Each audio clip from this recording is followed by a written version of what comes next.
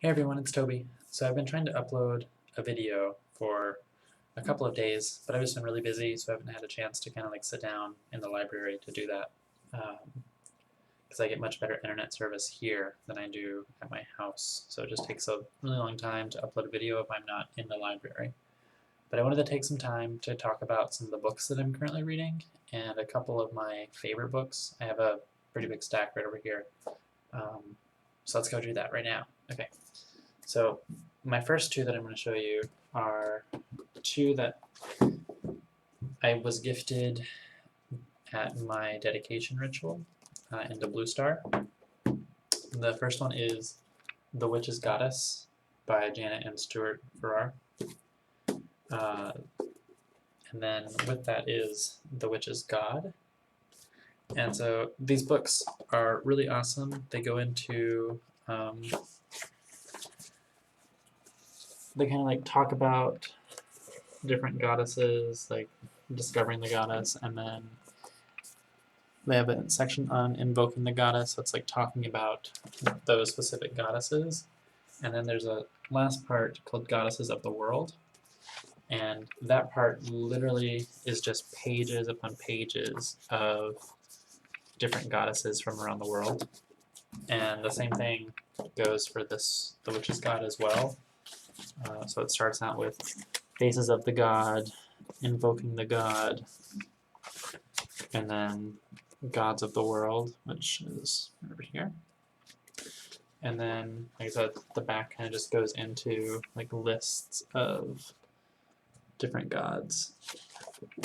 So these two I use all the time when I am writing a ritual. If we're doing a ritual to a specific god or goddess, I will use these books to write rituals and stuff like that, and to get inspiration, and just to kind of like learn more about different deities that exist and that have existed.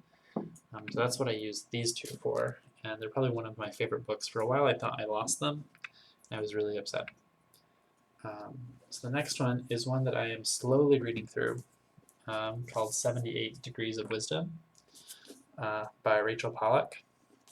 It's a book on tarot, and it goes into like breaking down each card separately, and each card usually gets like a couple of pages, at least in the major arcana. The major arcana gets a few pages per card, and then the minor arcana kind of gets like a page, sometimes two per card. But it's really helpful. I learned quite a bit about tarot through this. And it's not so much on how to read tarot as it is to how to interpret the cards and the symbolism behind the cards, which then in turn helps you read the cards better.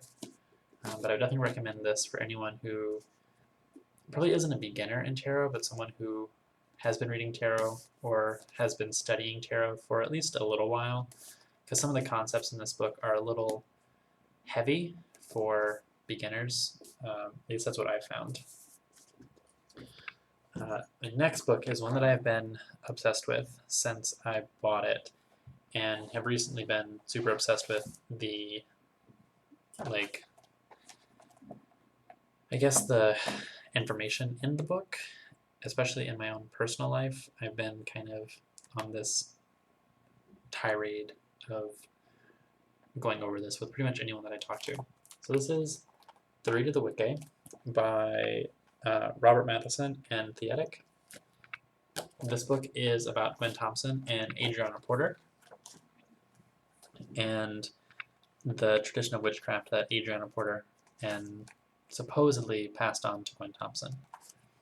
It also goes into a really, really close look of the Rede that Gwen Thompson wrote, which is a poem, first off. It was not a Rede written by Gerald Gardner. It was written by Gwen Thompson and then adapted and used by different groups. However, the first time that this was released, The Rede of the Wiccae was released, was in 1975 through Green Egg Magazine by Gwen Thompson. And then in about 10 years before that, in like 1964, I believe, Doreen Valiente gave an interview in which she spoke the words, 8 words the Wiccan read fulfill, and it harm none, do what you will. And that was the first time that anything was ever called a Wiccan read, was in 1964 by Doreen Valiente. Gardner had something in one of his books. I believe it was The History of Witchcraft or something. I can't remember the name of the book right now. But in one of his books, he had a line that came from a story or a fable or something that said, do what you want as long as it harms no one. And that was kind of then adapted by Doreen, who wrote the first Rede, and then by Glenn Thompson, who supposedly got it from her grandmother, who was alive in the US and died before Wicca was a thing. It's a little iffy, right? But believe what you want, just whatever. It's a beautiful poem. I just am not sure if the authenticity of the poem is true, but we'll never know. So I definitely recommend this book if you like history of the craft, because this is a really good book on history, at least for one aspect of the craft. This book, Wicca for Beginners, Thea Sabin. So this wasn't my first intro into Wicca. My first one was Scott Cunningham, pretty much across the board. That's a common book for most people.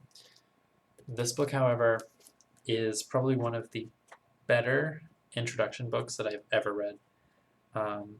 It goes into a lot of different things that you find in traditional craft, and like in traditional, like British traditional Wicca, which I think is really awesome. It's not like super traditional. It is still pretty eclectic, just because it is mass market Llewellyn books, so it tries to appeal to a lot of people. But it does have a lot of really awesome information for people starting out. And it's one of the books that the teacher in my group recommends for people who are brand new to the craft, is this book. And it's one that I would recommend to anyone who's brand new. This is the book you want to read. Scott Cunningham's are great too, but this one has a lot more information that actually pertains to traditional Wicca. So, this book. Let's see what's next. So, a divination book. So I haven't read this one yet, but one of my friends recommended it, and I'm pretty excited to read it. It's about osteomancy and the different kinds of osteomancy and bone readings.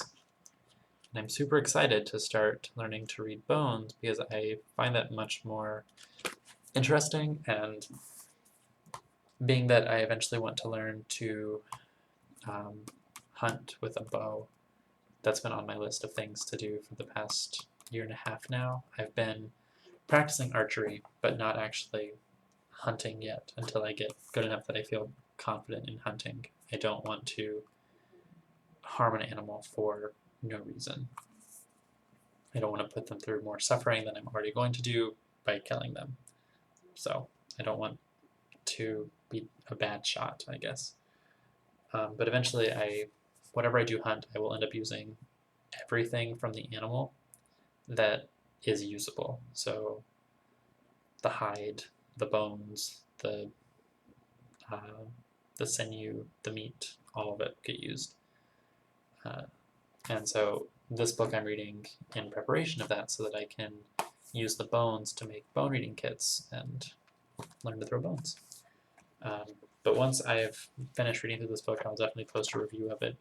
It's pretty in-depth of like different types of bone readings from across the world, like how different cultures read different styles of bones, which I think is really cool.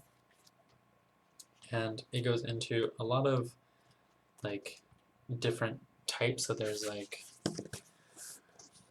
scapulomancy and Plastromancy. Scapulomancy is when you read scapulas from animals, and Plastromancy uses turtle shells, which is really cool. Scapulomancy, usually you toss the scapulas into a fire, and the fire cracks the scapulas, and then you read the cracks. Yes, that's one way that you can read them. You can also read them other ways, but that's one of the most common ways to read those particular bones. So then there's this book that I'm really trying to read through, and I haven't been reading it lately, but other people in my tradition are reading it because it is about how to ancestralize people who have passed on. So one of the people in our tradition passed away a few months ago, and he was probably one of our most well-known people. He had a lot of knowledge and a lot of information that didn't get passed on, and we kind of lost all of that. And he made it clear that he wanted to be ancestralized as a blue star ancestor so that anyone could call upon him if they needed him. And so this book was recommended, and a bunch of us are reading it. It's probably going to be work the initiates do, but I wanted to read it as well just so I had an understanding of how the process works in case down the road, when I'm an initiate, this ever comes up again and I have information on it. But it's really dense, really information heavy, and I'm trying really hard to get through it, and I really want to read it. But it's so information heavy, and I have so many other books that I'm reading that it's kind of just difficult to sit down and read a book that I think is super dense. But sometimes you just have to do that. So I'm going to set aside some time in the future to actually finish this book, because it's not very long. It's pretty small. I've read much longer books in the study of the craft. So, Drawing to the Moon, for example, or Triumph of the Moon, a little bit longer. Let's go with this one. This one's next. This is an Herbal Remedies book. I guess it's not really a craft book exactly, but I think anyone who is studying magical herbalism and herbology should also know a little bit about herbal remedies. And so this is probably one of my favorite books because it just lists a ton of different plants and how they can be used medicinally and how you would make medicine from the plants, whether you would use them as a tincture, as an infusion, as an essential oil. However, this book is really awesome and I definitely recommend it. The author is Andrew Chevallier. It's called Visual Reference Guides, Herbal Remedies. I think I got this from Barnes & Noble, so Amazon would have it too. It's a pretty popular book, from what I understand. So the next book that I'm currently reading through is called Meditation, the Complete Guide. In Blue Star, we have what are called Paths of Power, and there are 8 of them that correspond to the 8 Sabbats. And part of my journey to initiation is you have to be proficient with a certain number of the Paths of Power. Before taking Neophyte, I chose Herbology because that was the most comfortable and that I felt that I could accurately perform. So I did Herbology for that one, and then for Neophyte I'm doing Meditation, and I haven't decided on my third one yet. But so I'm reading through this book. I'm not focusing a lot on the religious ones. There's like Buddhism, Taoism, Judaism, Christianity, and then Islam. I'm not really focusing on the religious ones, but I am doing like mixed and modern forms and creative meditations and definitely active meditations. I think active meditations are really, really awesome. So I'm doing those because those are more, I guess, in tune to what I am interested in. I don't really want to have to I don't want to take another religion's meditation techniques and then use them in my religion that might not be comfortable with that religion, if that makes sense. I don't want to impose on another religion's beliefs if their beliefs aren't in line with my own. That's just my own opinion on that matter. So, the last book is Illustrated Encyclopedia of Essential Oils. So this goes along with the Herbal Remedies book. It's kind of just a guide of different plants and their essential oils, how the essential oils are made, what the essential oils are used for.